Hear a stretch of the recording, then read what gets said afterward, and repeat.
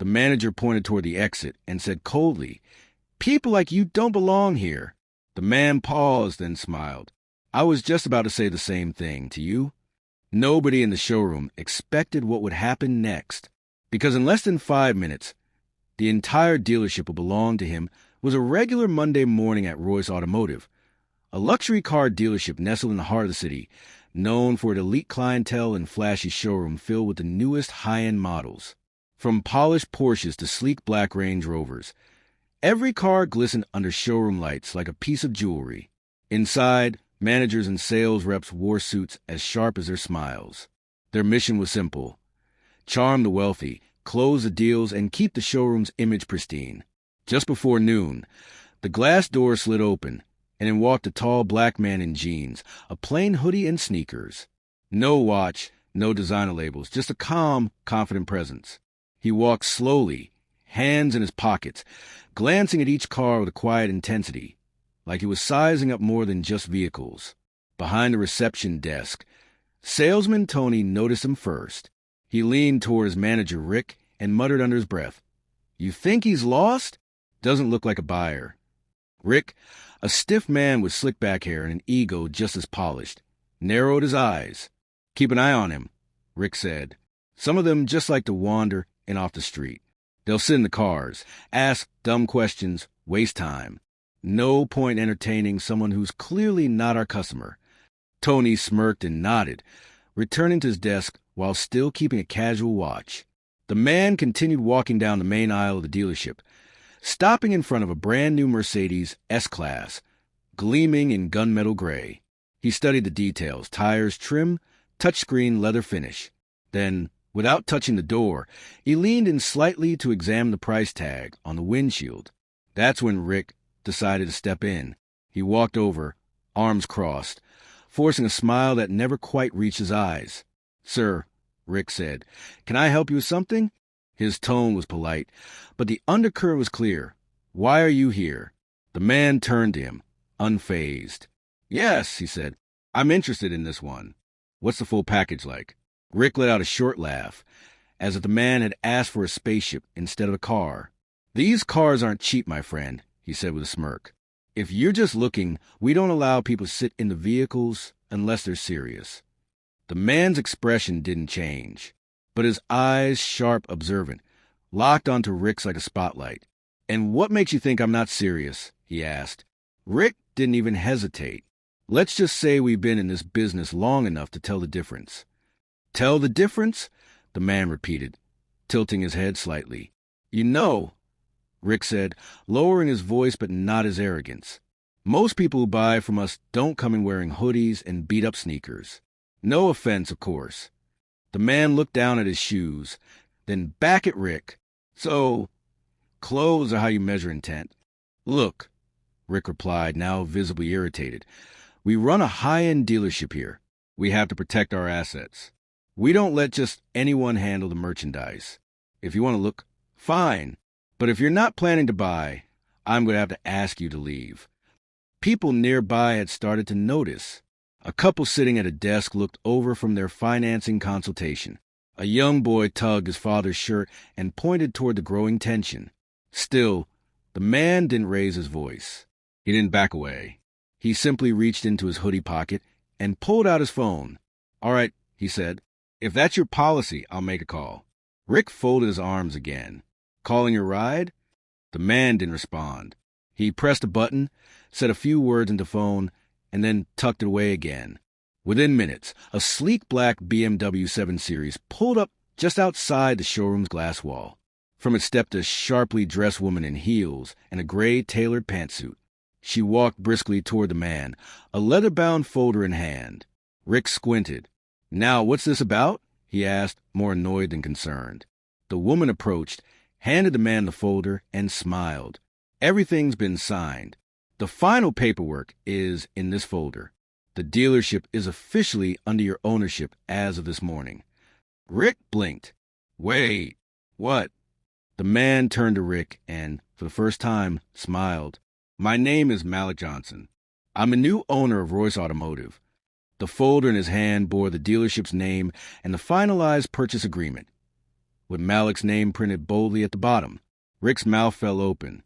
Tony, watching from across the room, nearly dropped his iPad.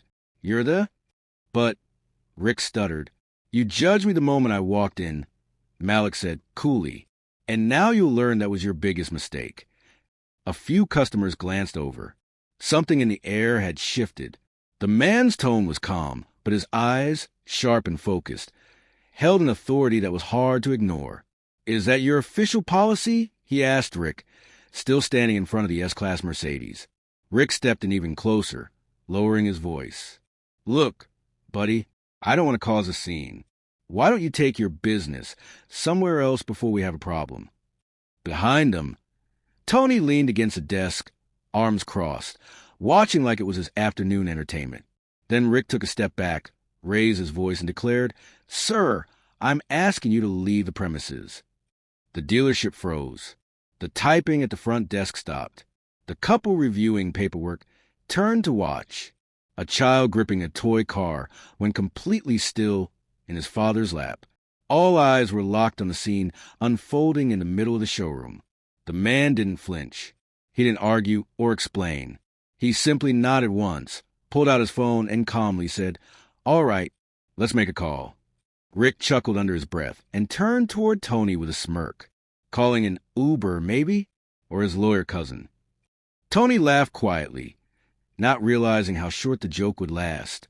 Just moments later, the sleek hum of a BMW 7 Series engine rolled up outside. The black sedan glided to a stop in the dealership's customer lot. The doors opened smoothly, and out stepped a sharply dressed woman in a gray pantsuit and designer heels, walking with purpose. She was holding a leather-bound folder, her stride cutting through the showroom air like a knife. The man slipped his phone back in his pocket and stepped forward to greet her.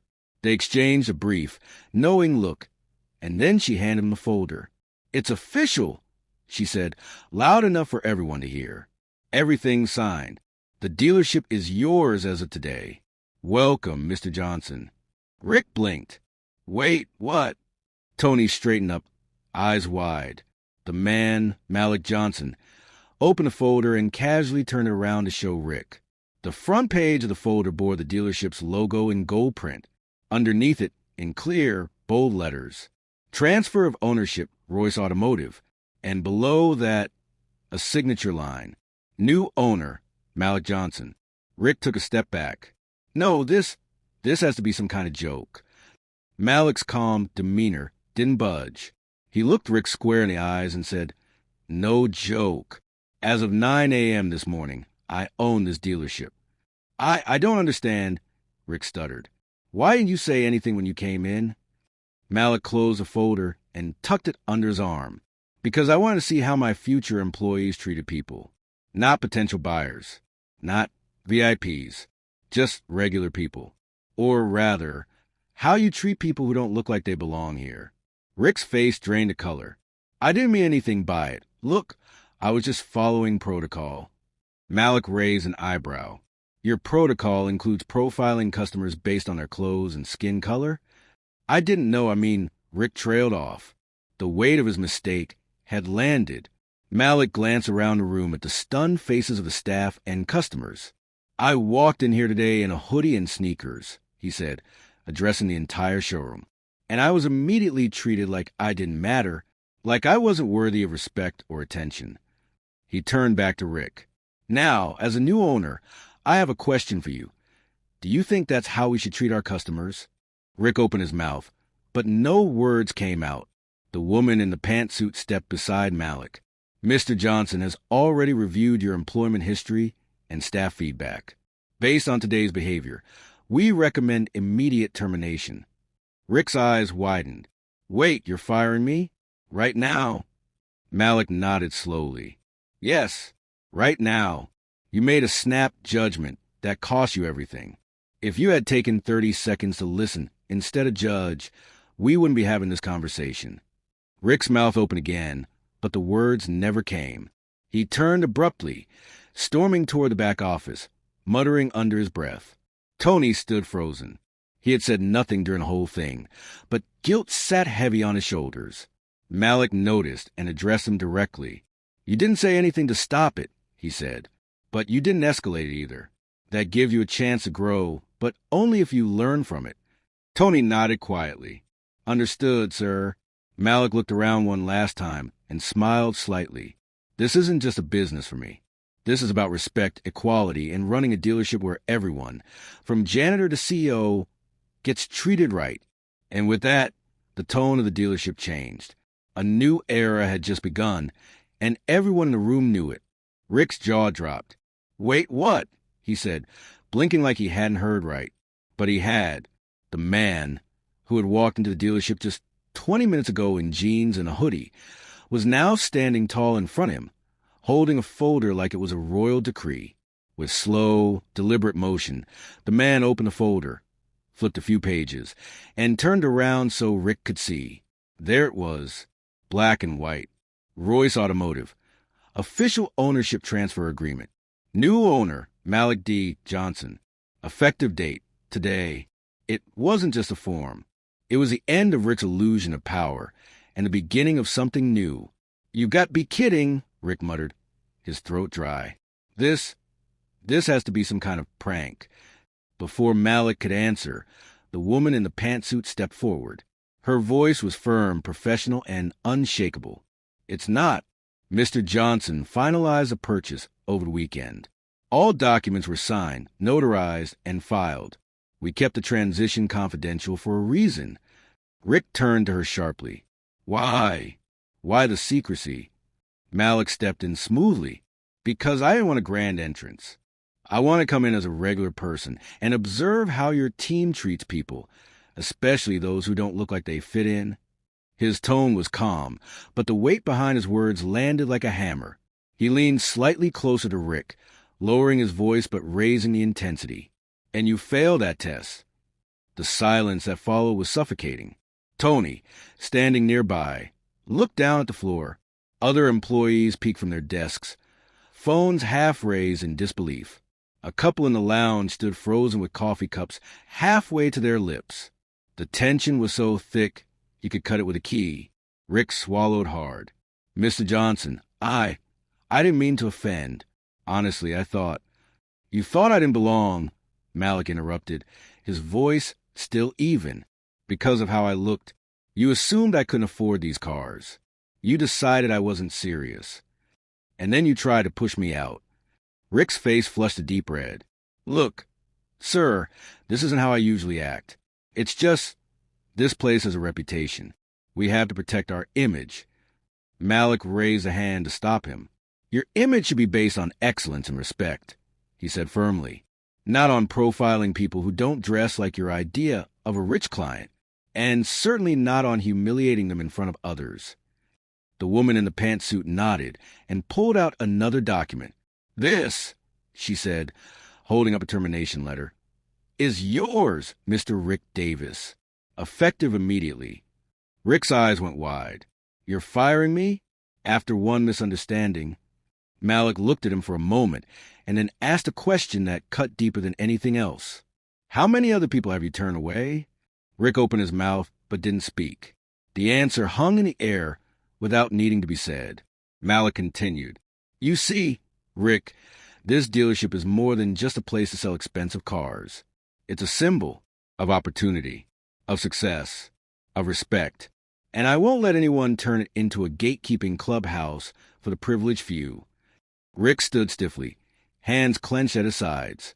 Then, without another word, he turned and walked toward the office. His footsteps echoed like a man leaving courtroom. Malik watched him go, then turned to face the rest of the staff.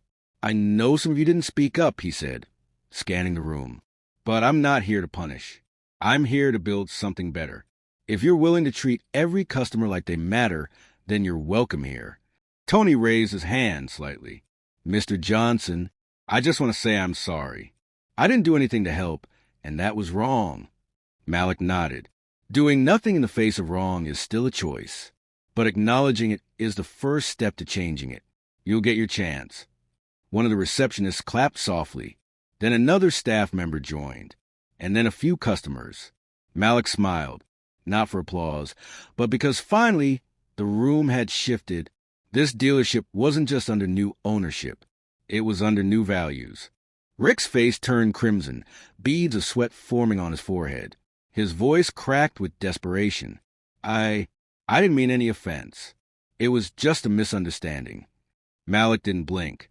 No, he said firmly. It was judgment, and it cost you. His words hit harder than a raised voice ever could. He turned to the woman standing beside him, the legal representative handling the transition. Please make sure Mr. Rick's access is revoked immediately. Emails, office key, everything. Rick's composure finally broke. His voice rose in protest. You can't fire me on the spot. I've been here for 8 years. Malik turned back toward him. Calm, steady, in control. Actually, I can, and I just did. Rick stood frozen for a moment, mouth open, eyes flicking around for someone, anyone, to defend him. But the room was silent. His years of arrogance had earned him no allies. He scoffed, muttered something under his breath, and stormed toward the back offices. As the door slammed behind him, the quiet returned. The staff stood still, unsure what to do. Some looked down. Some looked at Malik. No one spoke. Malik turned toward them all. His voice was steady but inviting. Let's be clear, he said. This dealership is changing. Starting today, we will no longer judge customers based on how they dress, what they look like, or what we assume about them. He paused, letting the words land. From now on, we judge people by how they treat others. Not by their wallets, not by their clothes, but by their character. A receptionist near the front nodded softly. A young sales associate clapped quietly, uncertain if it was the right moment. But Malik smiled and nodded in appreciation. Then, slowly, Tony, the same salesman who had whispered about Malik when he walked in, stepped forward. His body language was tense, his voice low. Mr. Johnson, I want to say something. Malik nodded. Go ahead. Tony cleared his throat. I didn't say anything earlier when Rick treated you like that. I just watched, and maybe even laughed a little. I didn't stop it. I didn't speak up. He looked down, ashamed. I was wrong.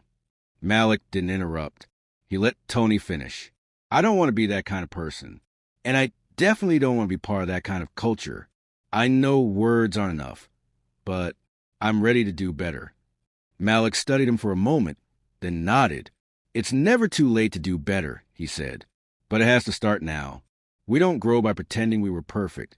We grow by admitting we weren't. Tony exhaled in relief, nodding quickly. Thank you, sir. Malik turned to the rest of the staff. Everyone in this building has a clean slate. We're starting fresh. If you believe in respect, fairness, and earning trust, then you're welcome here. If you don't, there's the door. He paused. This isn't just about cars. It's about how we make people feel when they walk in that door. That's what sells a vehicle. That's what builds loyalty. That's what builds a brand. The energy in the room began to shift. You could feel it. Sales reps nodded. Receptionists straightened up. A couple of mechanics who had wandered in from the garage crossed their arms with cautious approval. One of the junior associates raised a hand. Does this mean we'll also be updating the customer policies and training? Malik smiled. Yes, I've already arranged for bias awareness and customer experience training. And I want everyone to know this isn't about ticking boxes. This is about becoming better people, not just better employees. Someone clapped again. This time it was louder. A few others joined in. Malik glanced toward the glass doors where he had entered earlier that day. How we treat the least likely customer, he said, shows what kind of company we really are.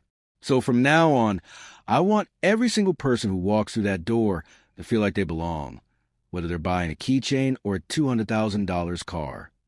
The team stood a little taller. Malik looked at the dealership floor, once cold and dismissive. Now it felt different, like something real had just been planted there, a seed of change. This place would no longer run on assumptions, hierarchy, or shallow appearances. It would run on respect. It would run on character. And it would be remembered not just for the cars it sold, but for the lives it changed.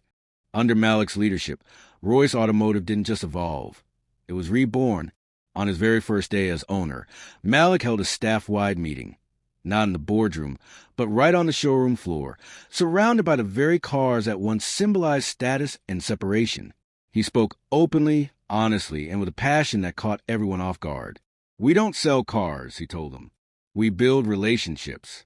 And the first step in doing that is treating every person who walks through that door like they matter, because they do." From that moment forward, things changed fast. He introduced mandatory diversity and inclusion training for all employees, not as punishment, but as a pathway to growth. The training wasn't just about race or appearance. It was about empathy, communication, and unlearning unconscious bias.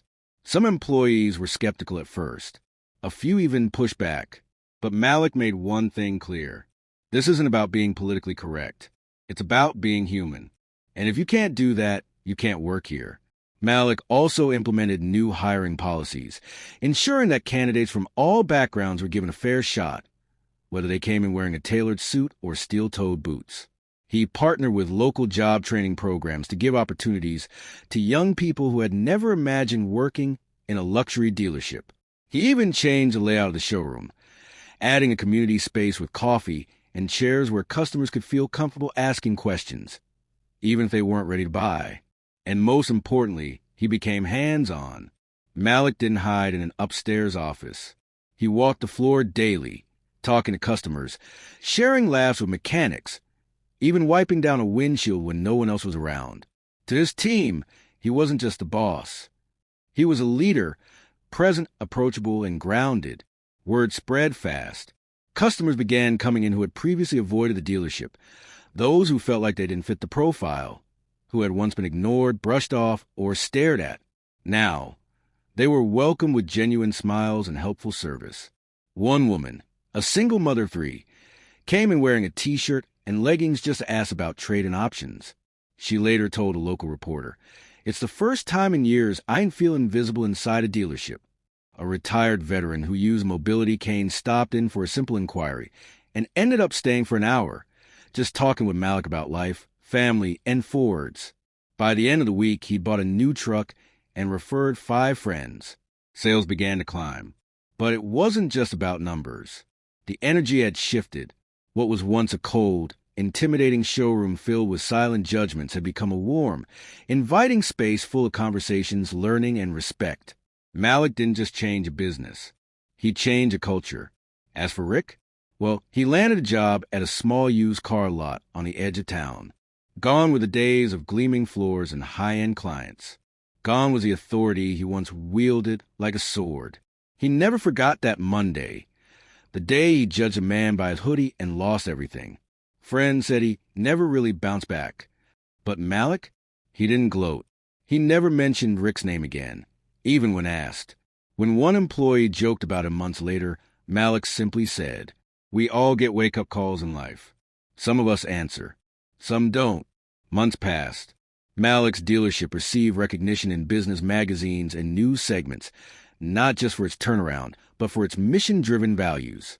He was invited to speak at conferences about leadership, inclusion, and what it really means to run a people-first business. And yet, he stayed humble, because for Malik, it was never about the spotlight. It was about building something better, not just for customers, but for the people who worked beside him every day. At the end of his first year, he held a celebration for his staff. No tuxedos, no suits, just good food, heartfelt speeches, and a banner that hung over the back wall. "Great service starts with great hearts." Everyone clapped when they saw it. Some even cried. And Malik? He smiled quietly, grateful for the journey that started with judgment but ended with justice. Moral of the story? Never assume someone's worth by what they wear or how they look, because the person you ignore today might just be signing your paycheck tomorrow. If you found this story powerful, hit that like button. Don't forget to subscribe for more inspiring stories. And remember, respect isn't a luxury. It's a requirement.